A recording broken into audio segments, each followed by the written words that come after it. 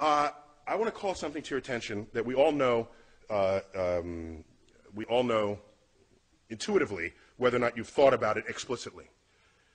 You go around the world and you find times and places where nations have excelled in one subject or another. There's a birth of that period of where they excel, and then there's a peak, and sometimes it drops off, and sometimes they hang on. And so you can ask the culture of that. What was going on in that nation to support those discoveries? And then what happened when they ended? And so I call that sort of naming rights. If you were there first and you did it best, you name things. Particle physics in this country, in the United States, was like going gangbusters after the Second World War. And the discovery of atomic elements, look at the periodic table. There's berkelium, californium, you know, we got half the United States up there in the upper, heavier elements of the periodic table. Am I right there, Sir Weinberg? Okay, I don't wanna That's not because the world liked California or Berkeley. It's because the work was done here. It's because there was an effort to excel in just those subjects. And it shows up in other ways. Well, I'll give you just briefly. You know, part of the naming rights is that you don't have to name it. So, for example, while we didn't invent the internet, we certainly exploited it here in America. We did that sort of first and best. And so your email address does not end in .us. Everybody else is in the world. They got to say what country they came from. We don't. Okay? It's simple, but it's the consequence of being there first and doing it better than anyone had done it before. Do you know that the British postage stamp is the only postage stamp in the world that does not identify the country of origin? Because they invented postage stamps. So why should they have to say what country it is? It's their invention. Okay? Check them out. It's just the facts of this. The constellations of the night sky, it's the Greek and Roman, and it's lasted to this time because they did a really good job thinking that stuff up. All the mythologies of the heavens, that really stuck with us. All right, so I'm going to make a larger point, not to get gratuitous on you here, but September 11, 2001, as we all know, this was going on in New York City. This is the view outside of my window. I live 4 blocks from ground zero. Excuse me, this is the corner of the building in which I live. I went outside to get this view. I was at the time judging whether I should go collect my daughter, who was in an elementary school 2 blocks north of the North Tower. North is to the right in this picture. So I want to get a closer view with a highly magnified zoom lens to see what, while that was happening, the plane flew into the South Tower. And so no one was thinking terrorism until the second one was hit. The first one was just sort of a bad tragedy. And so these are just 3 frames from my camcorder. This is shown.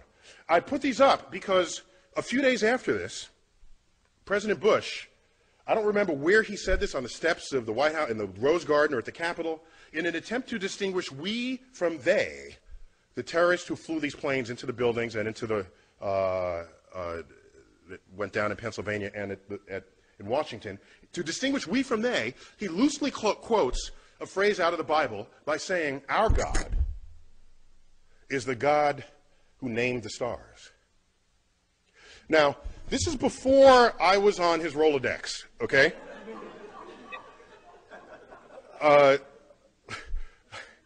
Because I could have helped him out there. The fact is, of all the stars that have names, 2/3 of them have Arabic names. So this was not, I don't think, his intent with that message. Okay?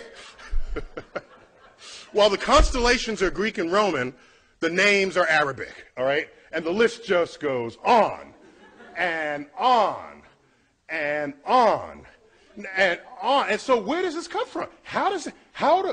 How do you get stars named with Arabic names? How does this happen?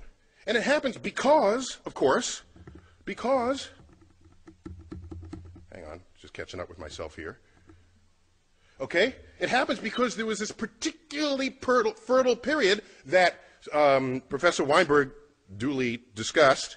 And around that period, that 300-year period, the intellectual center of the world was Baghdad.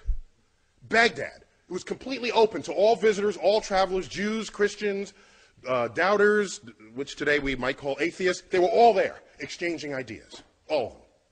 All of them. And it was that period where you had the advances in, like, engineering and biology and medicine and mathematics. All right? Our numerals are called what? Arabic numerals. They ever stop and think about that? You know, who as in America, do we take pause at this? Why are they called Arabic numerals? Okay, they fully exploit the discovery of the zero, create a whole field called algebra, itself an Arabic word. Algorithm is an Arabic word. All this is going on, and it's all traceable, not to some long 1,000-year tradition in Islam. It's traceable to this 300-year period. This 300-year period. And then, so they had naming rights. The most expensive, beautifully carved astrolabes come out of this period. There's a great collection of these at the Adler Planetarium in Chicago, if you ever want to check them out. So navigation, celestial navigation, all of this is traceable to this period. And so something happened. And what happened, as was previously described, I was told, and forgive me for repeating from what you might have heard, 12th century kicks in, and then you get the influence of this scholar, Al-Ghazali. All right? And so out of his work, you get the philosophy that mathematics is the work of the devil. And nothing good can come of that philosophy. That, combined with other sort of codification, philosophical codifications of what Islam was and would become, the entire intellectual foundation of that enterprise collapsed, and it has not recovered since. Over that period, all these books were translated into Arabic on a scale not seen since then. And so why am I even going here? Because I'm trying to explain to you that you fast forward, the dangers here is that you fast forward to 21st century America and ask, what influences are we feeling now? Because that period, that naming period in Islam stopped and it never recovered. Because the way of thinking about the natural world, revelation replaced investigation. Okay? So I fast forward to 21st century, and what do you find? You get things like this. Okay? This is in America. All right? So now, what I find interesting is it's a level of passion that it requires to actually do it. You got to, like, pay for this. Okay? A sensitivity to the money aspect of it. But we all know tomorrow's economies will be founded on innovations in science and technology, and of course that gets cut short if we lose our civilization, as what happened in Islam in 1100. And the last thought I'll leave you with, which concerns me greatly, if you do the math, okay? You know, you look at all the Nobel Prize winners there ever were, some even in this room, and ask how many were Muslim. And it's like one, maybe two. Okay, I think a second one was in economics. And the one we referred to was described earlier, the co-winner of the Nobel Prize with Professor Weinberg, Abdus Salam. And he's not Middle Eastern Muslim, he's Pakistani Muslim. Okay? Now, how many Nobel Prizes are won by Jews? It's like a fourth of the Nobel Prizes. Okay? Some high fraction of the total. And then you look, how many Muslims are there in the world? It's like 1 billion Muslims. How many Jews?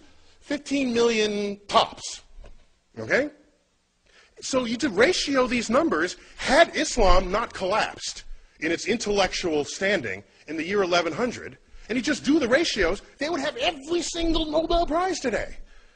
So the fact that it's not only just a few, it's near zero, is deeply worrying. I'm concerned about what lost, what brilliance may have expressed itself and did not in that community over the past 1,000 years.